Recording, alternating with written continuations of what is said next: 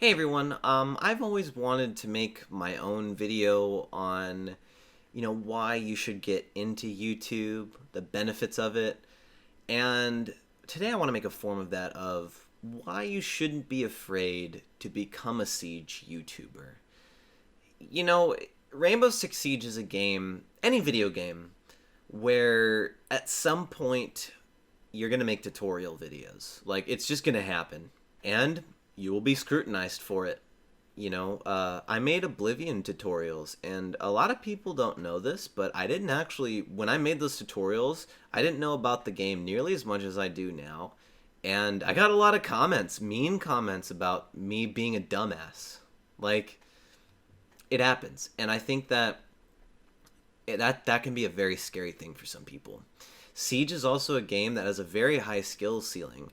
So, you might feel like you get an ego by making tutorials or calling yourself an expert. And I just think that's not the case. Rainbow Six Siege is a game that thrives off creativity. I mean, if you just kind of watch the evolution of this game, the way that this game evolves always has been and probably always will be someone trying something new, whether it's punching a hole in the wall to find a dirty angle, using a gadget in combination with another one that they never thought of. There's some places where if you put the bulletproof cam facing the ceiling, like, it gives you some angle that you can lay down and peek, like all sorts of crap like that.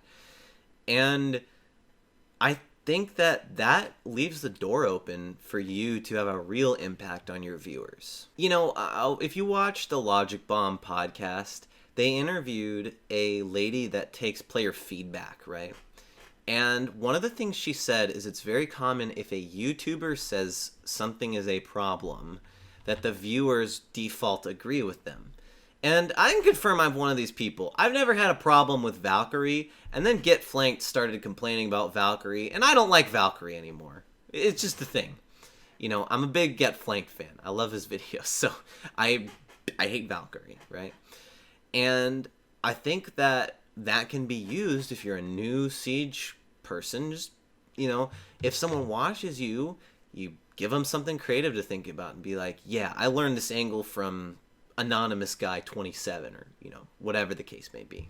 Siege also gives you a very good chance to learn what I think are very important skills for gameplay editing, which is picking commentary, gameplay, or both. When you edit a video game and you commentate over it, you have to pick between how much commentary you include, how much gameplay you include, if you include both, and how you frame it, right? An easy way to explain this is Call of Duty, you don't need to include the loading screen unless something funny is said, right? Then you pick to include it. But Call of Duty, you don't need to include all the times you run out in the middle of the map and die, right? Same with Siege. You don't have to show the prep phase unless you frame it. And then maybe you don't need to focus on the commentary. Maybe you said something funny in the commentary, but you're trying to frame the video as a tutorial. Those are all things that you learn about. I think it's understated how important, not the quality of your footage is, but what you pick to include in your video. That's a very important skill to have, and because of the nature of a Rainbow Six Siege round, right, there's 45 seconds of prep, plus I think 30 seconds to pick your op. I don't know the exact number. 30 seconds to pick your op, plus the loading times. I mean, and then the beginning of the round when nothing happens unless they rush you, right? So you really learn, how do I keep this video engaging, right? Because let's be honest, 99% of us, unless we're watching how to set up a room, don't want to sit there and watch 45 seconds of prep. Unless you go into a Siege video looking for something that's going to happen in the prep phase, you want to get to the main round where people are holding angles and the attackers are climbing up the building and whatnot. That's what you want to watch, right? But as a content creator, you need to know that. That's a very important skill to have. In commentary, how much does the viewer care about your commentary? If I make a video called How Do I Get Better Aim with a Mouse? And 30 seconds in, there's a 1 minute clip of me clutching and I don't really say anything or I don't warn people about it.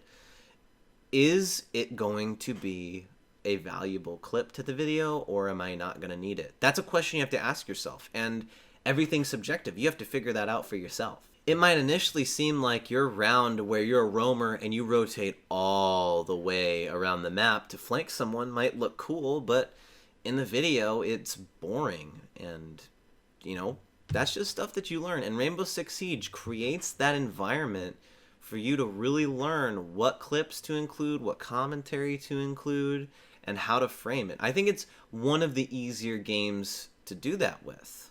Siege is very interesting because we have the professional tip videos that are very popular.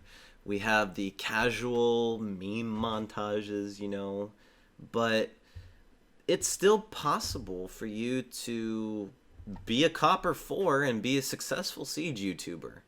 I mean, you can just make a series about how you're struggling to fight out a Copper 4. You can make a series about what Copper's like. There's so many different things you can do in this game because it's just a game where all of it's interesting. I'd like to see how Copper 4s act, how Silvers are toxic, or, the difference between a gold player and a copper player, silver, copper, maybe there is no difference. I don't know. Sometimes it feels that way, right? But it's just a game where you can make a video about any topic, and because of the element of creativity that is involved in Siege, you can really form it to be your own thing. And it also helps that Siege is growing, and that means there's more players who have no idea how this game works, and your videos might be the first video they ever see about Siege. That's happened actually. Some people have commented on my Oblivion videos saying they've never seen this game before, they just bought it, and my videos were some of the first videos they ever watched. And that's kind of a cool feeling. The fact that you might be a Copper 4, but my god, were you the first video that someone watched? And maybe they're just looking for entertainment. Maybe you're a Copper 4 because you're the most chill gamer of all time. Maybe people want to watch that. You never know. And because Siege is a first-person shooter game, if you like first-person shooter games, once you learn how to edit gameplay and commentary on Rainbow Six Siege, it's so easy to move to another game. I can tell you guys that one of the things I'm so happy about is that as a video editor and a YouTuber, I've edited multiple types of games because it just makes it easier. And Siege kind of has a little bit of, a lot of shooter elements, but a little bit more story game elements and a little bit of that Call of Duty commentary elements that if you learn how to edit and make YouTube videos on Rainbow Six Siege, it gives you a base to switch to any game that you want and sort of know what you're doing. So, I think that other people's judgment doesn't matter about, if you become a Siege YouTuber, just do it for the learning. That would be a very good starting goal. Is honestly, I would say, for tactical advice, if you want to start a Siege YouTube channel, have your goal be post 100 videos and then, take a step back and see what you learned, and do you want to keep making Siege videos? I think that's a great place if you're a gamer and you like Siege and you want to be a YouTuber.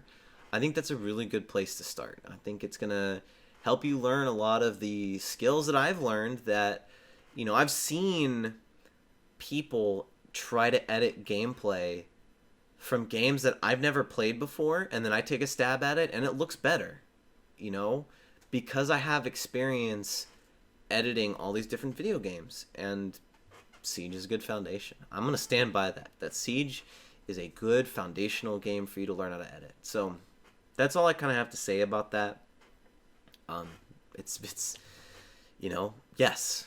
The answer is yes, god damn it. If you want to be a Siege YouTuber, should you do it on Siege? It's a very intimidating game with a very intimidating but very kind community. It's intimidating at first, but it's a very kind community. And I think that you'll learn a lot more than you ever thought you would when you start editing for this game. So that's it for this video. Thank you for watching. I'm Pacific the Casual Gamer. I suck just as bad as you do at video games, and I will see you guys in the next one.